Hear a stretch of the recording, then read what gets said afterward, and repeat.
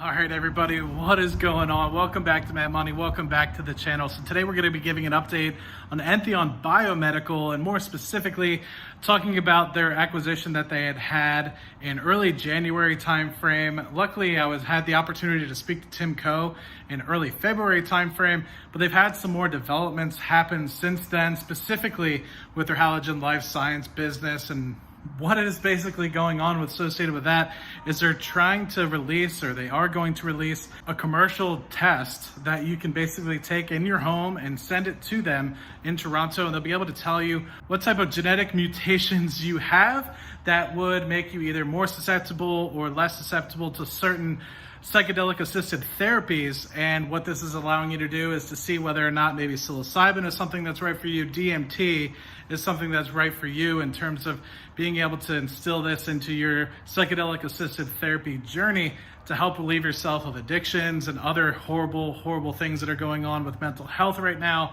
anxiety, depression, all those things that I know a lot of us have seen in the past year associated with the pandemic that is currently going on. So really just going to run through some of the items that Entheon has, and more so specifically the news release that came out today, and really just give you guys an update since I had the availability to have Tim Coe on in early February timeframe. So let's just hop into the computer and check out a lot more about it. Cheers. So first and foremost, if you guys haven't had the opportunity to check out the interview that I had with Tim Coe back in early February timeframe, feel free to check that out in the link below in the description. I'll leave that for you guys. You can check out the whole 30 minutes that we basically talk about a lot about the acquisition that they had done with Halogen Life Sciences and some of the work that they're doing with genomic testing, which is a huge thing right now with respect to life sciences and 23andMe, continuing to get that sort of movement into the forefront of being able to understand how people can help with future therapies, with genetic and genomic editing, stuff of the like with that. So it was interesting to see that Entheon Biomedical was playing in this space, but it makes sense with respect to the fact that they are implementing psychedelic assisted therapies like DMT, which we'll touch a little bit more on in just a second, to help folks with addiction. And so for you guys that aren't necessarily familiar with what Entheon Biomedical really does, let's just do a quick recap of that. So Entheon Biomedical is basically the only DMT pure play company that is on the market at the moment. They do trade on the PSYK ETF, which is a psychedelic ETF that is on the Canadian Stock Exchange. But with that, if you were to look at some of the other companies that are in that ETF, Entheon is truly only the DMT play. There are other companies that are dabbling in DMT, but Entheon is only DMT specific. You have other companies that are dealing with psilocybin, MDMA, MJ to help assist in terms of psychedelic assisted therapies and helping people get off addiction, anxiety, depression. But Entheon is truly the only one that is focusing wholly on DMT, and they have a lot of great educators, a lot of people on their boards that are focusing on specifically addiction and helping folks with that respect. So the thing I wanted to cover on most today is Halogen Life Sciences DNA biomark testing kit that is now going to be commercialized in Canada and then soon to be potentially commercialized in the United States as well. So the thing that's most key about this is it's basically testing for genetics and genetic mutations to assist folks in whether or not they understand DMT, psilocybin, or any of these other potential psychedelic assisted therapies would be best for them, not only in terms of which ones they would prefer, but also the amounts of usage in terms of milligrams or anything of the like, to be able to understand what psychedelic assisted therapy would be best for those folks. So let's just take a quick look, specifically reading the article, getting some more of the more nomenclature and more nitty gritty with respect to it. Halogen psychedelic pre-screening platform and DNA testing provides genetic, personal, and familial insights to better inform someone's psychedelic assisted therapy experience. By obtaining the DNA test results, individuals and healthcare professionals are equipped with data to improve psychedelic assisted therapy, patient care, and reduce side effects and risks, which is hugely beneficial if you're going to be potentially utilizing Entheon's DMT going forward as a psychedelic assisted therapy. The first of its kind, the proprietary test and platform are also expected to be available for purchase in the United States within the coming months. The company is currently pursuing various strategic partnerships with the goal of building brand awareness. You obviously can go to the website to find out a little bit more. They also test a little bit about what exactly the testing and where it's going to be tested within the Greater Toronto area, and specifically touching on some of the product supplies and testing agreements that they have between some of the other life sciences companies that they have partnership with, and then also talking a little bit about the technology itself, and talking a little bit more about what specifically the testing kit is doing. So we can touch on that just briefly, and then I also want to get into the investor presentation and give you guys a little bit more insight with respect to the company, Entheon Biomedical. So obviously the key thing that they wanted to touch on with respect to this article is genetics obviously play an important role in how somebody responds to psychedelic assisted therapies.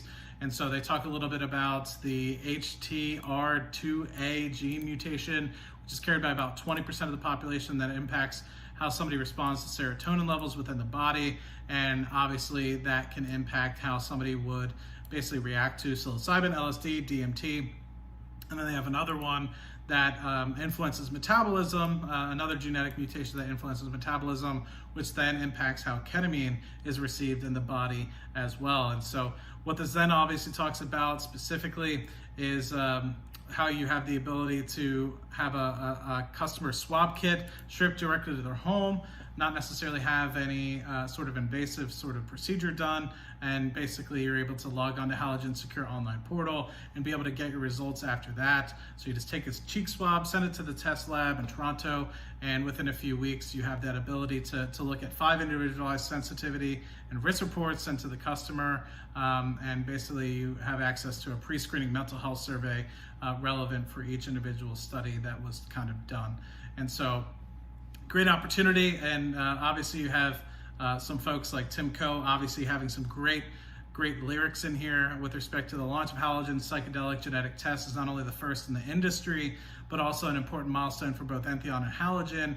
Patients considering psychedelic assisted therapies and providers alike, this product gives greater insights on how somebody's individual genetics profile can impact treatment, ultimately improving outcomes, which is obviously the most important part of what you have when it comes to doing some of this work. So hugely beneficial in terms of progressing forward and not only being able to, I guess, continue to give an underlying foundation of something to work off from psychedelic assisted therapies, but I think also being able to hone in on whether or not Entheon's products might be best for you, or maybe somebody else's products. And it's not necessarily focusing on making sure that Entheon gets the customer, but making sure that folks just get treatment as a whole. And so I think that is huge. And of course, that is wholly owned by Entheon, meaning Halogen Life Science is wholly owned by Entheon. So regardless of whether or not you go with Entheon or not, they will be still getting some sort of income if you utilize that test.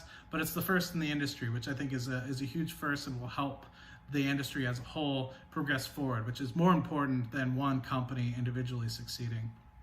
So I definitely wanted to highlight this and touch on it again. Greater than 2% of the global population has an alcohol or illicit drug addiction. It's something that I've seen in my personal family and friend group be impacted heavily, and it doesn't necessarily just impact the person that has the addiction, but also the friends and family. So 11.4 million people die prematurely from alcohol and tobacco and illicit drug use every single year. I'm surprised that that's not even higher than what it is, but yeah, I think it truly hits home, and I think that this one is another one that hits home. 21.2 million Americans have substance abuse disorders. In 2018, just 11% of those patients actually received treatment. So that one hits home as well, because for a fact that some folks are either lying or with respect to the fact that they just are in denial that they even have a problem as a whole. Definitely is something that can help with. So this is a great PowerPoint presentation talking about specifically the goals of the company, basically unwavering commitment to significantly improve the odds of beating addiction. A lot of folks may know that generally speaking, the rule of thumb is like 90% of people aren't able to beat addiction, especially with something like opioids, which is a hugely strong addiction that most people can't beat. And so this is basically just trying to help invert the expectations associated with treating addiction and truly trying to just put things into your favor, specifically looking at DMT. So to give you guys a little bit of an education on that, it's a classic psychedelic along with mescaline, LSD, and psilocybin, and they're basically looking at 5-HT2A receptors, basically just trying to find out, the serotonin hallucinogenics that have similar side effects there, and basically looking at utilizing it and acting on previous studies that have been done for many, many years. If it's good enough for Joe Rogan, it could be potentially good enough for you, if you ask me. So used in hundreds of years in terms of ayahuasca, tested in the 1950s and onwards, and present throughout the entire plant kingdom, safe in humans, and it's short acting, which I think is a huge thing that Tim and I talked about in our interview, is that it's short acting compared to something like an LSD or a psilocybin. The treatment itself only lasts for about 15 minutes. So if something were to need to be adjusted very quickly, you have that ability to go ahead and do that sort of adjustment very quickly. So one of the key things that I think you will hear from not only the interview that I did with Tim, but also if you listen to something like Joe Rogan, where he talks about his DMT experiences, is basically this slide that we're showing here. DMT disrupts the DMN, which is the default mode network. And if you hear them kind of talk about it, you just have this profound sort of change in your belief system and what truly matters to you going forward, and really gives you a honing in experience with respect to what your true beliefs are, your values, your ethics, reactions, and your habits, and really changes the way that your brain is kind of wired in that respect. So it had a profound result in change for Tim. It had a profound result in change for Joe.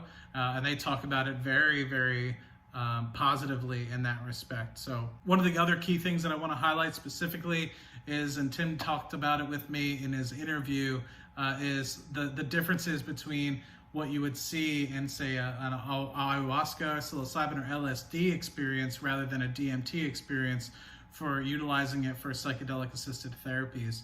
And more specifically, the cons associated with the ayahuasca, psilocybin, and LSDs of the world, generally speaking, longer duration, 6 to 8 hours. Sometimes in LSD, I've heard of people going for more than 12 hours on a potential therapeutic adventure with LSD, and difficult to scale, limited means of ending a negative adverse reaction. So if somebody's not necessarily enjoying the experience, they're going to be stuck in that sort of experience for 6 to 8 hours, which could be something that is very difficult to kind of control and have people sort of sign up to in the future if it's something that they might be holding on to for 6 to 8 hours if they have an adverse reaction.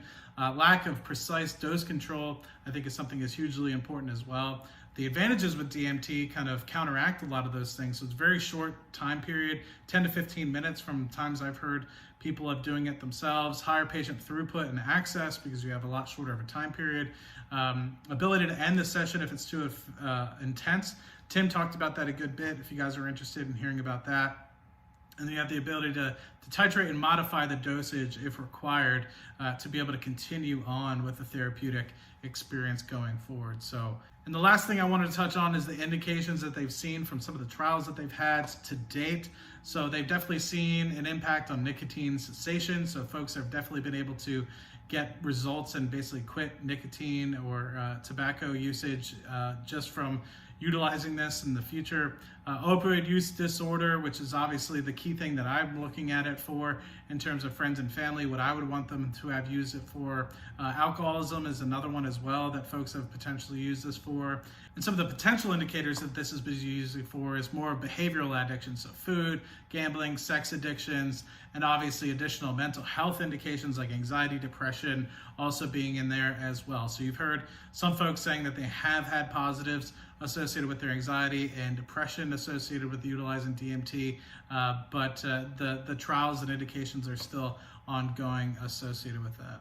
So I just wanted to give you guys an update on the estimated clinical trial timeline at the moment, specifically focusing on the proof of concept in the human studies and some of the other things with respect to nicotine addiction and opioid addiction and the phases that those are currently going through at the moment. So the current ones that are currently ongoing is you have the 2021 Q4 or end of this year or early next for the proof of concept human studies.